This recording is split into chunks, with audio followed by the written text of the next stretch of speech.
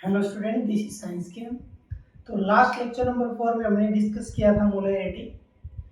आज हम करेंगे मोलैरिटी का कुछ बचा हुआ पोर्शन, जिसमें हम सबसे पहले डिस्कस करेंगे मोलर सॉल्यूशन क्या होता है, और उसके बाद हम पढ़ेंगे कि अगर हम एक किसी पर्टिकुलर सॉल्यूशन के अंदर कोई एक्स्ट्रा सॉल्वेंट ऐड कर दें या कोई दो सॉल्यूशन ही ऐड कर दें तो उनका नया मोलैरिटी क्या होगा। ठीक है, तो हेडिंग लगाइए। तो सबसे पहले हम डिस्कस करेंगे मोलर सॉल्यूशन कि मोलर सॉल्यूशन क्या होता है। आपको याद होगा कि जब हमने न्यूमेरिकल सोल्व किया था तो न्यूमेरिकल सोल्व करते टाइम लास्ट में हमने वहां पे यूनिट को अलग अलग तरीके से लिख रहे थे। यूनिट को अलग अलग तरीके से लिख रहे थे। फॉर एग्जांपल, किसी क्वेश्चन का आंसर आया था फॉर एग्जांपल 0.1 मोल पर लीटर, एक तो हमने ये यूनिट लिखा। एक इसी को हमने लिखा था 0.1 मोलर, यानी कि कैपिटल एम लिखा था पीछे। तो ये मोलर सॉल्यूशन क्या होगा, तो ध्यान रखना। मोलर सॉल्यूशन क्या बताता है, मोलर सॉल्यूशन बताता है molarity of the solution. Molarity of the solution, solution की मोलैरिटी बताता है। फॉर एग्जांपल, जैसे कि यही है, अभी हमने लिखा कि 0.1 मोलर का सॉल्यूशन है। हमसे ये बोला गया कि एक सॉल्यूशन है जो 0.1 मोलर है। क्या लिखा, 0.1 मोलर सॉल्यूशन, ये हमें दिया गया। तो ये जो है 0.1 मोलर सॉल्यूशन, इसका मतलब है कि जो सॉल्यूशन का मोलैरिटी है, सॉल्यूशन का जो मोलैरिटी है वो क्या है, 0.1 मोल पर लीटर है, ये है। तो मोलर सॉल्यूशन बताता है मोलैरिटी ऑफ द सॉल्यूशन। और आंसर में हम मोल पर लीटर की बजाय लास्ट में क्या लिखते हैं, कैपिटल एम, जो मोलैरिटी को रिप्रेजेंट करता है। ठीक है, अब इनका यूज है ना, सबसे ज्यादा जब एक्सपेरिमेंट किए जाते हैं तो वहां पे जो प्रोसीजर होता है, जो हमारे रिक्वायरमेंट होते हैं, जो कुछ भी है एक एक्सपेरिमेंट में, वहां पे जो वैल्यूज आती है वो इसी फॉर्म में आती है। वहां पे बाई चांस आपको मोल पर लीटर लिखा हुआ मिलेगा, अदरवाइज लास्ट में कैपिटल एम मिलेगा। जिसे prepare a solution of 0.1 molar, तो वहां पे कैपिटल एम आएगा। तो जैसे कि क्या क्या लिखा जाएगा, जैसे कि अगर हम बनाए, जैसे कि यहाँ पे आ गया टाइप, ठीक है, यहाँ पे आ गया कि मोलैरिटी कितना होगा, टेबल बनाते हैं, और यहाँ पर आ गया रिप्रेजेंटेशन। ठीक है, यानी कि उसको कैसे रिप्रेजेंट किया जाएगा। जैसे पहला आता है मोलर सॉल्यूशन, पहला मोलर ही आ गया, ठीक है, यानी मोलर सॉल्यूशन। तो मोलर सॉल्यूशन में मोलैरिटी है वो कितना हो जाएगा, 1 हो जाएगा, यानी कि m इज इक्वल टू कितना हो जाएगा, 1 हो जाएगा। तो इसको क्या लिखा जाएगा, 1m लिखा जाएगा। अगर एक आता है बाई मोलर, क्या आता है, बाई मोलर, बाई मोलर के अंदर मोलैरिटी वो कितना हो जाएगा, 2 हो जाएगा। ये क्या लिखा हुआ मिलेगा, 2m लिखा हुआ मिलेगा। उसके बाद जैसे क्या आ गया, सेमी मोलर, सेमी मोलर आ गया। सेमी मोलर के अंदर मोलैरिटी कितना हो जाएगा, 1/2 हो जाएगा। तो ये क्या लिखा हुआ मिलेगा, m/2 लिखा हुआ मिलेगा। ये अलग अलग तरीके हैं। एक जैसे कि आ गया कि डेसीमोलर, डेसीमोलर में मोलैरिटी हो कितना हो जाएगा, 1/10 हो जाएगा। तो ये क्या लिखा हुआ मिलेगा, m/10 लिखा हुआ मिलेगा। और एक आता है सेंटीमोलर, सेंटीमोलर में क्या होता है, मोलैरिटी इज इक्वल टू हो जाता है 1/100, क्या हो जाता है, 1/100 हो जाता है। और ये क्या लिखा हुआ मिलेगा, ये मिलेगा m/100 लिखा हुआ मिलेगा। तो ये अलग अलग रिप्रेजेंटेशन है, ये मेन पॉइंट है। 1m यानी कि सॉल्यूशन की molarity 1, molarity 2, molarity 1/3, molarity 1/10, molarity 1/100। और ये नेम है मोलर, बाइमोलर, सेमीमोलर, डेसी और सेंटी। ठीक है, जल्दी नोट कीजिए। ठीक है, ओके। जैसे कि अगर इक्वेशन हम वैसे ही बना के अगर सोल्व करें अपनी तरफ से, तो मतलब यहाँ पे आपको ऑलरेडी मोलैरिटी दिया हुआ मिलेगा, तो बाकी चीजें आपसे पूछी जा सकती, बाकी कुछ भी पूछा जा सकता है। बाकी क्वेश्चंस में क्या हुआ था, हमें गिवन मास दिया जाता था और वॉल्यूम दिया जाता था और मोलैरिटी निकालते थे। इसमें हम जैसे कि क्वेश्चन अगर उठाए, जैसे कि find the amount of NaOH in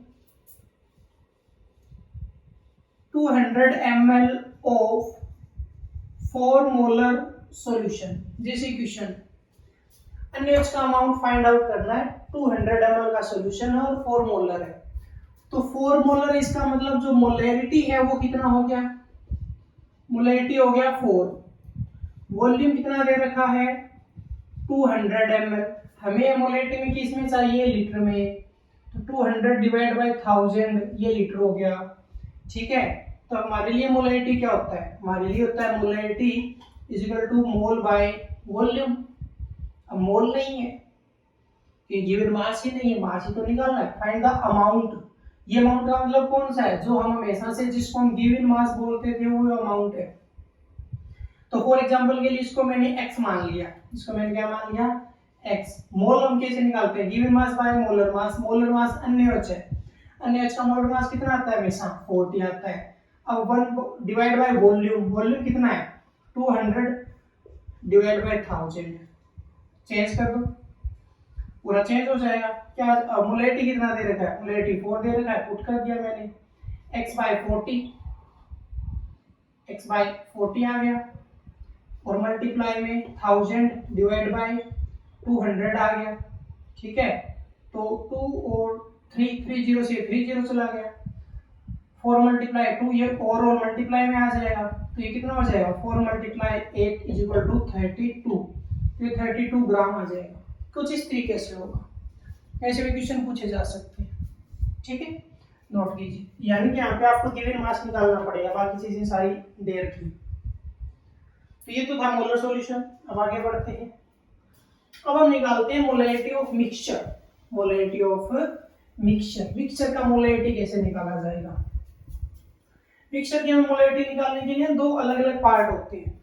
ठीक है, तो हम लिखेंगे molarity of mixture.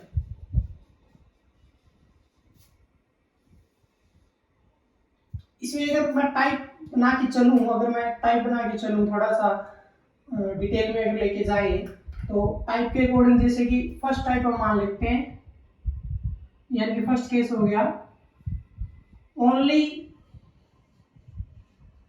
Solvent is added, only solvent is added, यानी कि हमारे पास ऑलरेडी एक सॉल्यूशन था। फॉर एग्जांपल हमारे पास ये एक सॉल्यूशन ए था, एक सॉल्यूशन हमारे पास, ठीक है, ये सॉल्यूशन ए था, तो हमारा सॉल्यूशन है।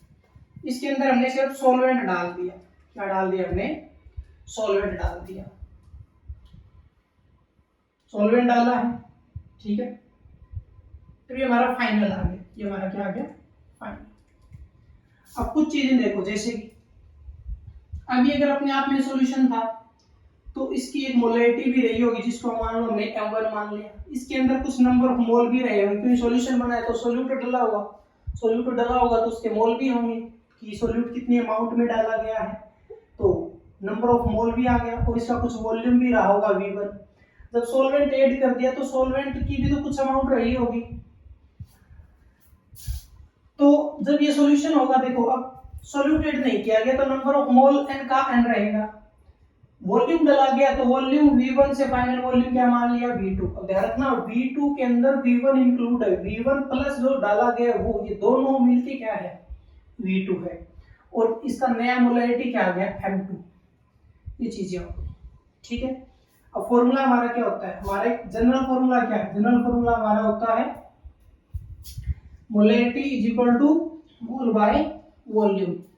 यहाँ पे मोलैरिटी क्या है, यहाँ पे M1 is equal to n multiply V1, तो यहाँ पे क्या हो जाएगा, यहाँ पे हो जाएगा M2 is equal to n by V2। तो यहाँ से देखो, यहाँ से n निकालो, n is equal to M1 V1, ठीक है, यहाँ से n is equal to M2 V2, ये दो रिलेशन आ गए और दोनों ही n के इक्वल, और n सेम क्यों रहा, क्योंकि सिर्फ सॉल्वेंट ऐड किया गया है, सॉल्वेंट की यानी कि वॉल्यूम बढ़ा है, सिर्फ सॉल्यूट वाइज सेम है, तो नंबर ऑफ मोल चेंज नहीं होता, मोल दोनों इक्वल है, तो हम इसको इक्वेट करवा देंगे।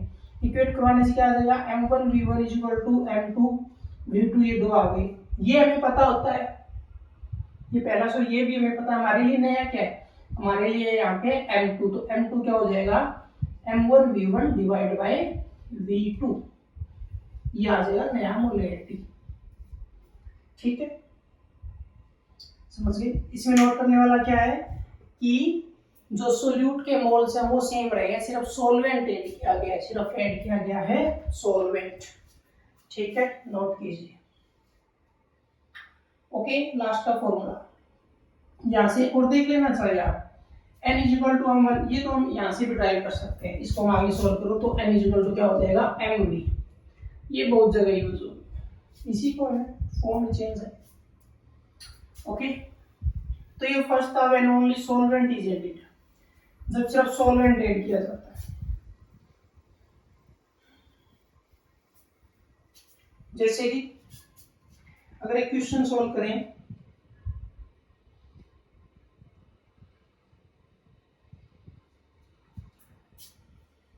फाइंड न्यू मोलैरिटी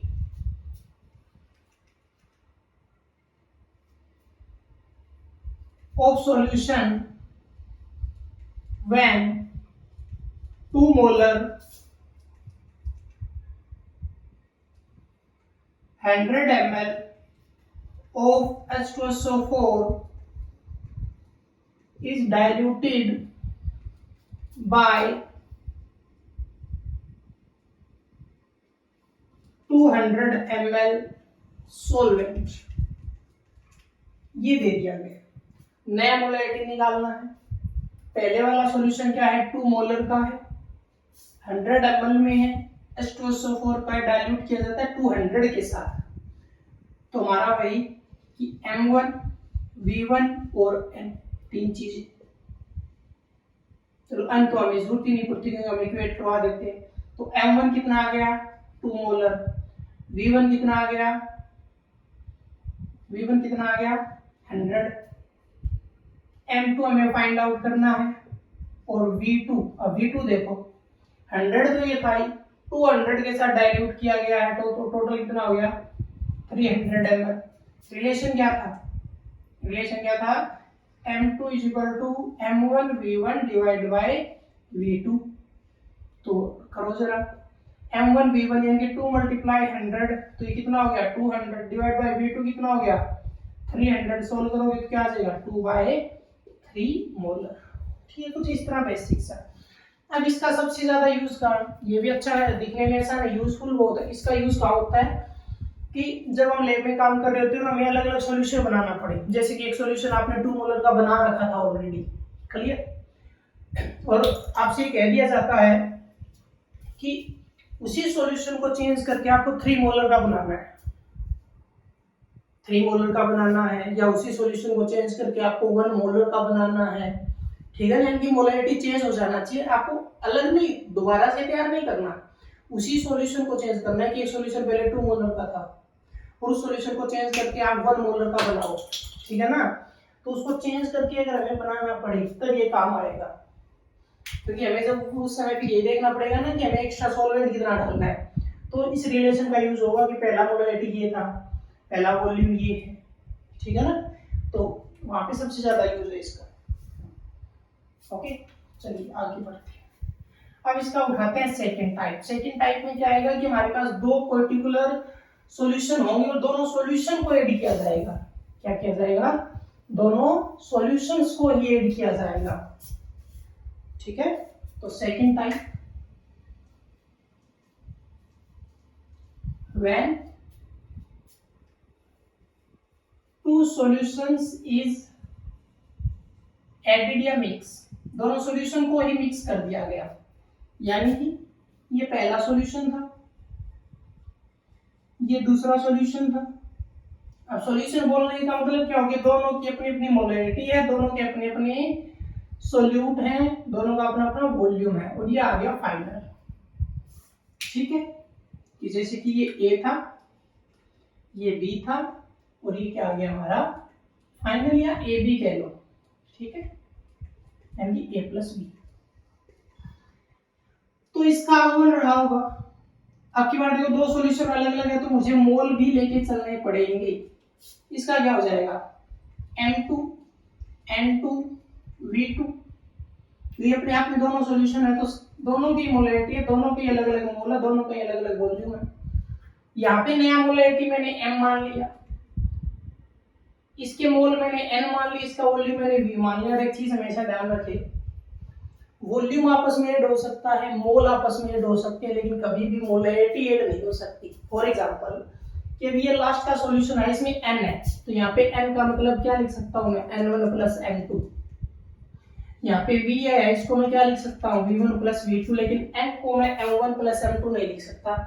मोलैरिटी कभी भी डायरेक्ट ऐड नहीं हो सकती। ओके, तो वही फाइनल रिलेशन चेंज करने पर क्या कि अगर अब यहाँ से, एक तो मैं अलग अलग लिखूं डायरेक्ट, देखो यहाँ से हमने चेंज किया था m is equal to n by v और n is equal to mv, मैं अभी इसका यूज कर रहा हूँ डायरेक्ट। तो यहाँ से n1 मैं निकालूं तो क्या हो जाएगा, m1v1। यहाँ से क्या हो जाएगा, यहाँ से n2 इज इक्वल टू क्या हो जाएगा, m2v2 हो जाएगा। क्लियर हो गए दोनों। अब हम इस रिलेशन का यूज कर रहे हैं लास्ट वाले का, तो n इज इक्वल टू क्या है, n1 प्लस n2, तो n का भी आ गया हमारे पास और v का भी। अब यहां से और निकाल लो, n इज इक्वल टू यहां से क्या हो जाएगा, mv। तो अब ये वैल्यू पुट करो, इसके अंदर पुट करो n का वैल्यू, तो मैं यूज कर रहा हूं इसको और मैं लिखता हूं n का वैल्यू मैं पुट किया मैंने, n का वैल्यू आ जाएगा n1 plus n2 is equal to n नया मोलैरिटी है मल्टीप्लाई v का value v1 plus v2। n को भी पुट कर दो, n क्या है m1v1 प्लस n2 क्या है m2v2 is equal to m और v1 प्लस v2। m चाहिए तो m को अलग रख लो, बाकी पुट कर दो, क्या हो जाएगा m1v1 plus m2v2 divide by v1 plus v2। ठीक है, ये फाइनल है। तो ये तब यूज होता है जब दो सॉल्यूशन मिक्स कर रहे हैं। लास्ट वाला केस क्या था, जब सिर्फ सॉल्वेंट ऐड कर रहे हैं। ठीक है, दोनों अलग अलग है, नोट कीजिए। ठीक है, तो ये तो था मोलैरिटी। अब मोलैरिटी होता है कंप्लीट। नेक्स्ट कंसंट्रेशन टर्म हम उठाएंगे नंबर 4 जो रहेगा नॉर्मेलिटी। तो मिलते हैं नेक्स्ट क्लास में।